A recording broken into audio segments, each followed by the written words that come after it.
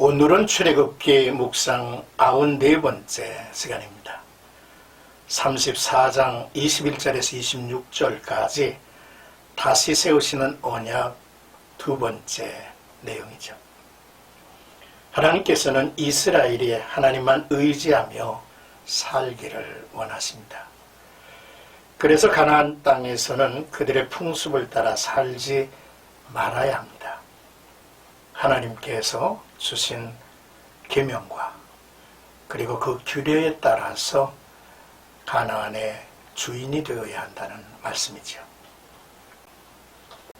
먼저 21절 안식일을 지키라는 내용입니다.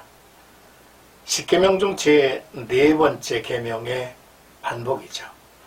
농경 생활에서 농번기 때 하루를 온전히 쉬기란 결코 쉬운 일이 아닙니다. 가나안 사람들은 안식일을 지키는 이스라엘을 보면서 이해할 수 없었을 것입니다. 하지만 하나님은 밭갈 때에 또는 거둘 때에도 예외를 두지 않습니다. 이는 자신의 노력으로 살아간다고 생각하는 사람들에게 하나님께서 그들의 삶을 책임지고 계심을 알려주신 내용이죠. 이제 22절에서 24절까지는 절기와 순례에 대한 말씀입니다.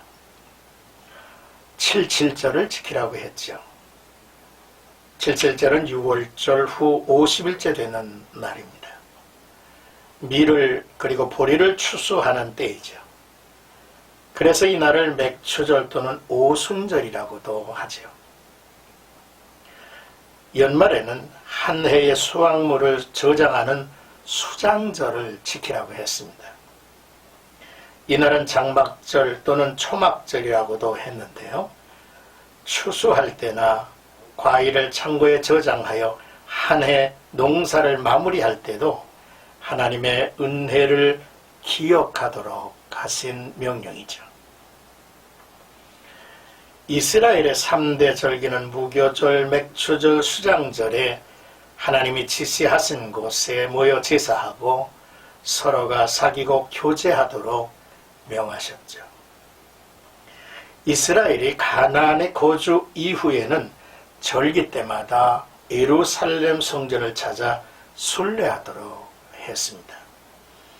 그리고 이스라엘 중에 있는 가난한 자들을 구제하도록 했죠.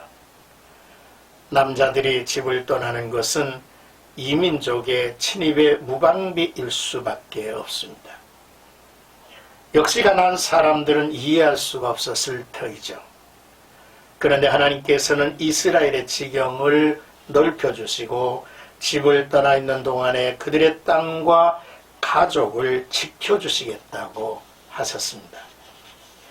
후대의 이스라엘 백성들은 이때 시편 127편 같은 노래들처럼 성전에 올라가는 노래를 부르며 하나님의 백성임을 스스로 일깨웠을 것입니다.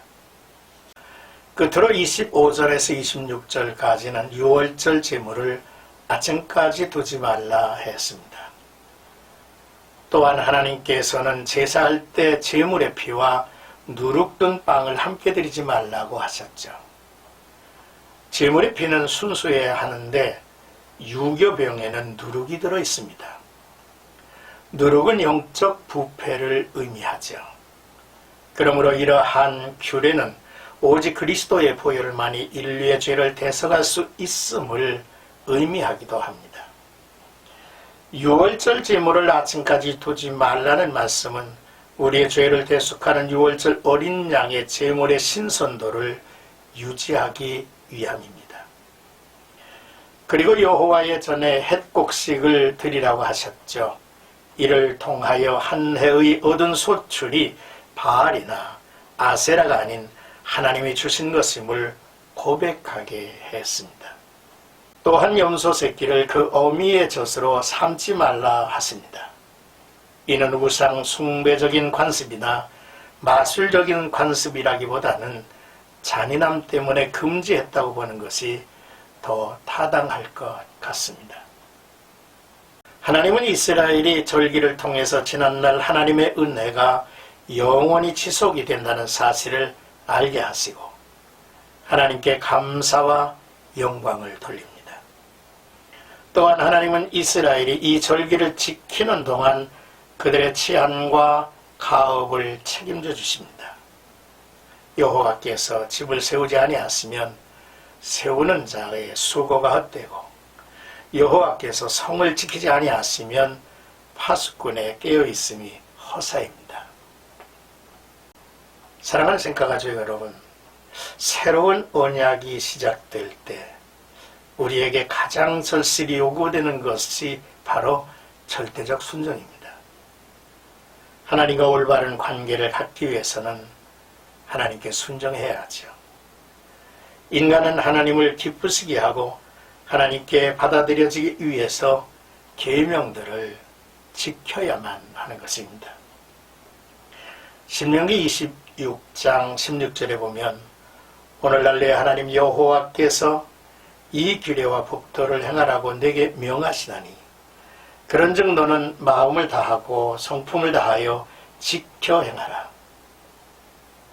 여호수아 1장 8절 이 율법책을 내 입에서 떠나지 말게 하며 주야로 그것을 묵상하여 그 가운데 기록된 대로 다 지켜 행하라. 그리하면 내 길이 평탄하게 될 것이라 내가 형통하리라 하였습니다.